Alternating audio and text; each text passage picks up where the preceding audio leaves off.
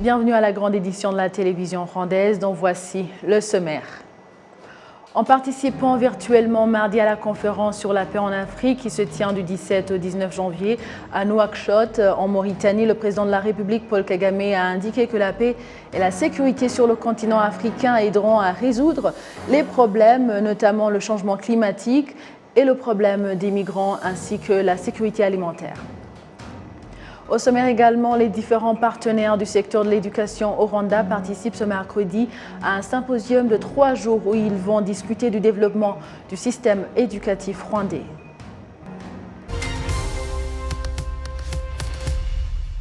Madame, Monsieur, bonjour et merci de suivre la télévision rwandaise. En participant virtuellement à la conférence sur la paix en Afrique qui se tient du 17 au 19 janvier à Nouakchott, en Mauritanie, le président de la République, Paul Kagame, a indiqué que la paix et la sécurité sur le continent africain aideront à résoudre les problèmes, notamment ceux liés au changement climatique, et aux migrants et à la sécurité alimentaire. La paix est l'épine dorsale du développement durable. La mauvaise gouvernance est la cause de l'insécurité. Lorsque le Rwanda a commencé le long voyage de son développement, après les génocides perpétrés contre les Tutsis, le pays s'est concentré sur la construction d'institutions solides, la restauration de l'unité et de la confiance entre les composantes de la société. Cela a donné à notre pays une base solide sur laquelle nous bâtissons une sécurité et un développement durable. Cependant, la consolidation de la paix est quelque chose qui exige de la coopération. Le terrorisme et la criminalité transfrontalière se propagent rapidement et touchent des millions de personnes dans le monde entier. L'Afrique n'est pas en reste. C'est pourquoi, en tant que pays, nous avons décidé de contribuer à la lutte contre le terrorisme et de réparer les dégâts causés par la guerre sur le continent africain. Nous vivons de plus en plus dans un village globalisé, de plus en plus connecté. Il n'y a pas de solution unique à tous ces problèmes, car il faut tenir compte des spécificités de chaque pays. La conférence sur la paix en Afrique est un bon moyen de renforcer la coopération. Ce dont l'Afrique a le plus besoin, c'est de la volonté politique, de rassembler les ressources nécessaires pour trouver une solution à la racine du problème.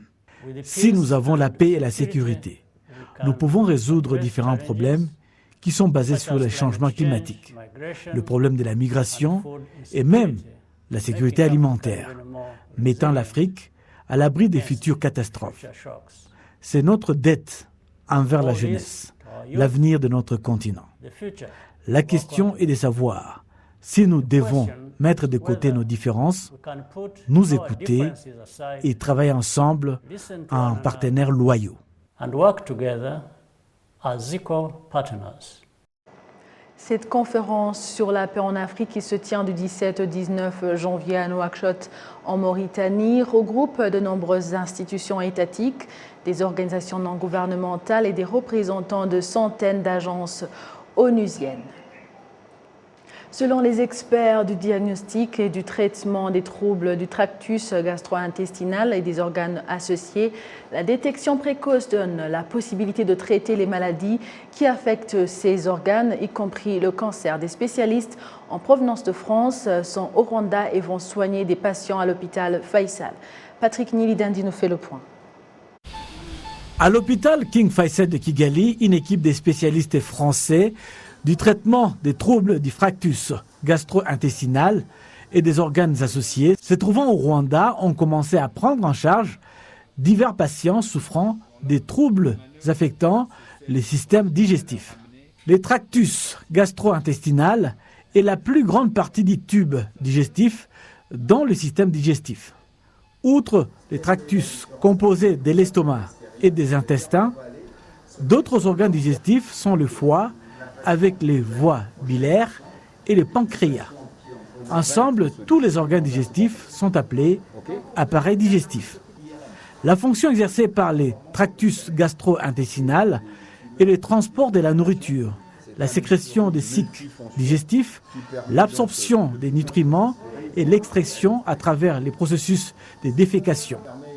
Il est relié aux différents organes de l'appareil génito-urinaire. L'un des spécialistes de la discipline faisant partie de cette équipe, le docteur Innocenti Dada Messi, gastro-entérologue et pathologue, explique la nécessité de se faire soigner à temps, notamment dans le dépistage et le diagnostic des cancers. En général, quand on parle de cancer, bien entendu, les gens pensent tout de suite qu'ils sont condamnés. Alors, c'est ce qui peut-être motive que certains ne viennent pas rapidement voir le médecin pour faire le diagnostic et pour mettre en place le traitement. Mais ça, c'est un message qu'il faut combattre.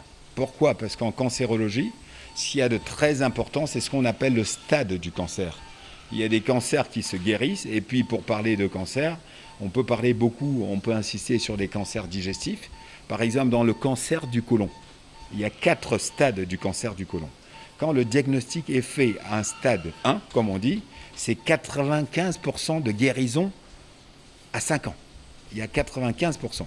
Quand malheureusement le même malade reste, on traîne, et que le diagnostic est fait à un stade 4, c'est moins de 5% à 5 ans. Vous voyez, c'est la même maladie avec un pronostic qui est très différent.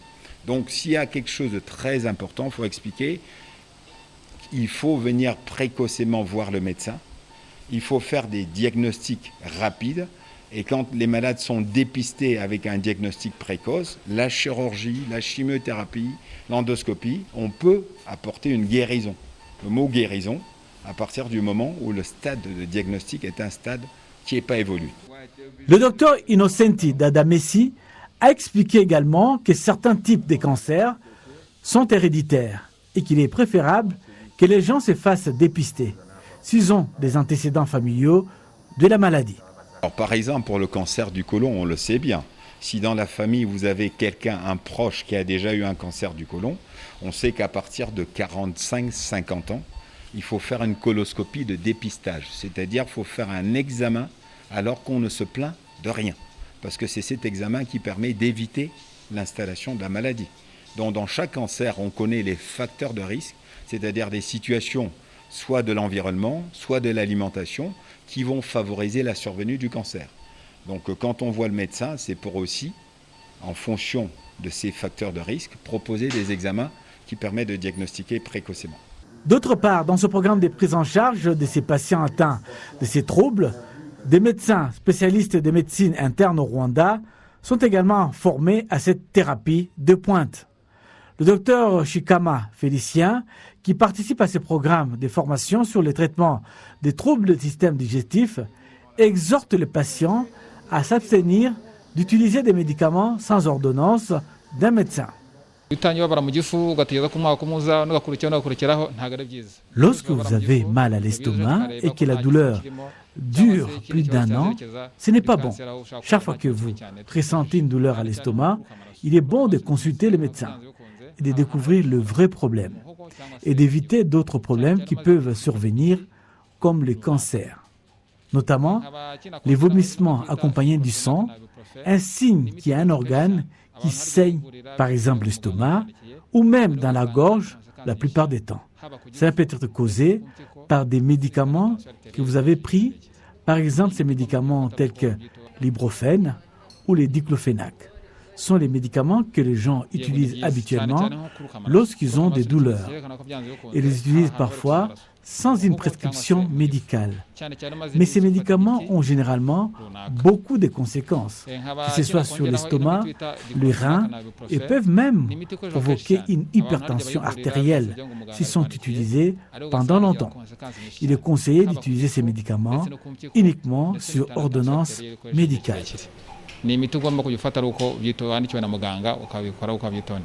À l'hôpital King Faisal, ce programme de diagnostic et de traitement de nombreux problèmes gastro-intestinaux fonctionne depuis déjà 3 ans. Environ 50 patients atteints de ces troubles devaient être traités dans cet hôpital par l'équipe des spécialistes. De la santé à l'éducation, parlons maintenant de différents partenaires de ce secteur qui sont au Rwanda et participent ce mercredi à un symposium de 3 jours où ils vont discuter du développement du système éducatif rwandais. Cette rencontre vise à améliorer les compétences des élèves dans la lecture, l'écriture et le calcul. Dans cette réunion, ils examinent ensemble ce qui peut être fait pour s'assurer que les partenaires en éducation évitent de se concentrer sur un programme unique au détriment des autres, mais plutôt qu'ils forment la base de l'éducation dans son ensemble. Le ministère de l'Éducation envisage de transmettre à ses partenaires le contenu du programme qui combine tous les principes de cette base éducative dans le but d'améliorer la qualité de l'éducation dans le pays. Ils prennent un exemple de la qualité de l'éducation à Singapour en examinant ce qui a été fait dans ce pays pour atteindre la qualité de l'éducation actuelle. Au cours de ces échanges, les partenaires du Rwanda ont loué les différentes mesures prises par le pays afin que tous les enfants soient scolarisés à travers le système éducatif pour tous à un taux de plus de 90%. Selon les participants, c'est leur fournir à ces enfants une éducation de qualité en lecture, calcul et écriture dans toutes les langues qui existent. Le ministère de l'Unité nationale et de l'engagement civique exhorte les confessions religieuses à fournir davantage d'efforts dans la prédication portant sur le pansement des plaies psychologiques, surtout au sein des jeunes. Indication faite au moment où les statistiques des personnes souffrant du traumatisme et des plaies psychologiques augmentent davantage suite à l'histoire que le Rwanda a vécue. Le point avec Assim Youssouf. Les psychologues indiquent que les lieux de culte sont parmi les places propices à pouvoir aider une personne souffrant de traumatisme à s'en sortir. Lorsqu'il arrive là où d'autres fidèles chrétiens sont rassemblés pour la prière, il peut écouter une chanson contenant de bonnes paroles et qui peut l'aider à retrouver la paix intérieure. Il peut suivre le discours du pasteur ou d'un autre prédicateur et sent qu'il est touché. Il écoute différentes petites choses qui lui procurent un soulagement immense dans l'édification de ses pensées ou le pansement des plaies qui lui faisaient mal. Après avoir constaté que les statistiques des personnes souffrant de traumatisme et des plaies psychologiques ne cessent d'augmenter suite à l'histoire que le Rwanda a vécue, le ministère de l'Unité nationale et de l'engagement civique a rencontré des représentants des confessions religieuses dans un entretien de concertation afin d'examiner le rôle des confessions religieuses dans le pansement des plaies psychologiques. Certains représentants des confessions et organisations religieuses sont convaincus qu'il faut des prédications qui soulagent physiquement et psychologiquement de manière concrète et qui reposent sur l'histoire du Rwanda. L'essentiel, c'est enseigner aux fidèles la parole de Dieu dans le contexte rwandais. Si l'Église n'a rien à dire sur le génocide, nous continuerons à survoler le problème avec des prédications qui font monter les gens dans l'air et qui leur donnent de la joie. Et à midi, lorsqu'ils vont rentrer, ils vont retourner dans leurs problèmes parce que nous n'avons pas visé le problème majeur des Rwandais. La Bible le dit que l'homme soit protégé spirituellement dans l'âme et physiquement. L'homme n'est pas seulement esprit, âme ou physique, mais il est dans la globalité tout cela. Ils sont prêts pour des programmes concrets pour aider les Rwandais ayant divers problèmes. Il y a l'aide d'urgence, notamment des actions de charité faites pour les personnes qui sont restées seules suite au génocide perpétré contre les Tutsis. Écoutez leurs problèmes et que nous soyons près d'eux.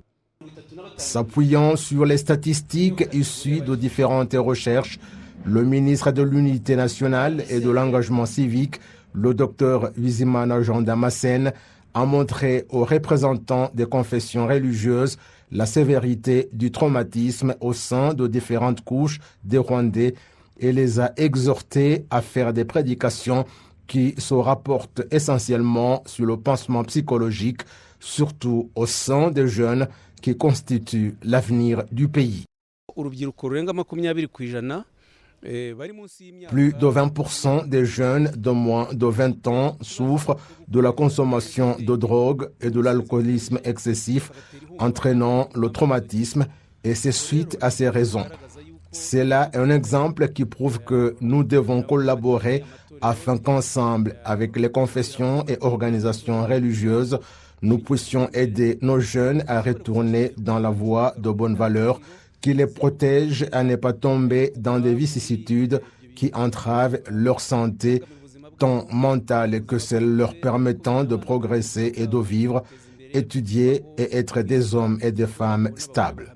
L'enquête que Unity Club Ntwararumuri a publiée en 2021 révèle que le traumatisme dans différentes couches des Rwandais rescapés du génocide perpétré contre les Tutsis, dont on ignore l'origine, est à hauteur de 99%, celui des victimes de viol à 69%, celui des enfants dont les parents ont participé au génocide à 35%, celui des enfants issus de mariages ethniquement mixtes à 43%, et c'est au moment où le traumatisme au sein des enfants nés après le génocide perpétré contre les Tutsis est à hauteur de 14%.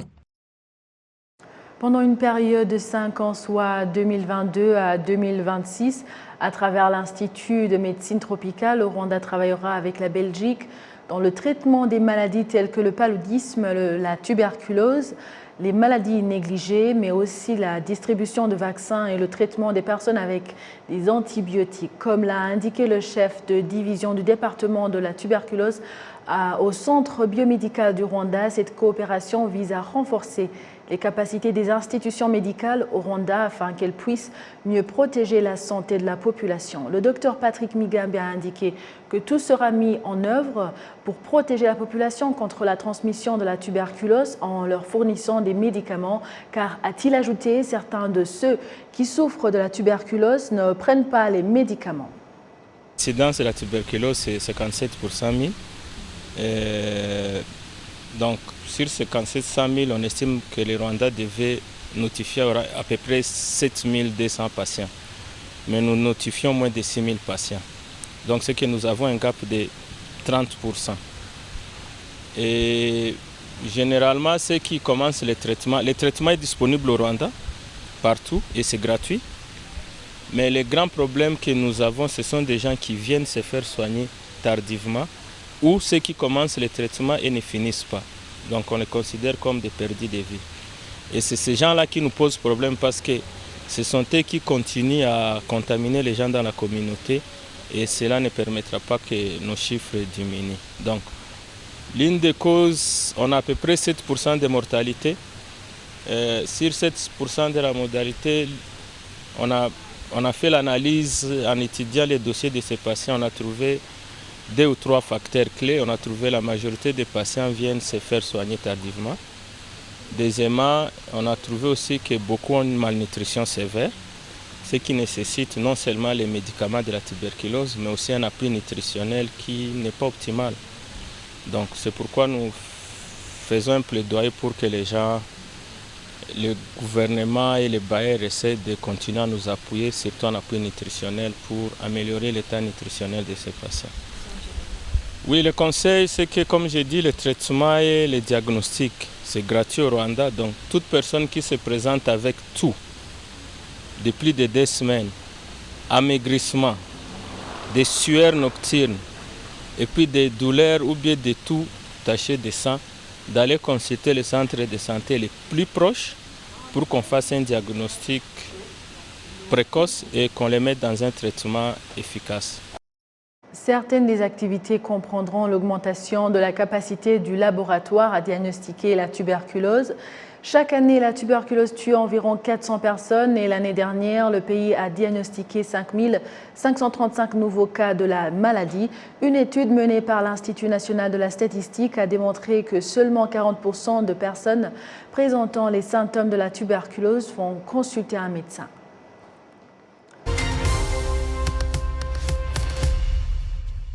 Merci à vous tous qui étiez au rendez-vous d'actualité de la télévision rwandaise. Au nom de toute l'équipe qui a réalisé cette grande édition, je souhaite de passer une bonne suite de nos programmes.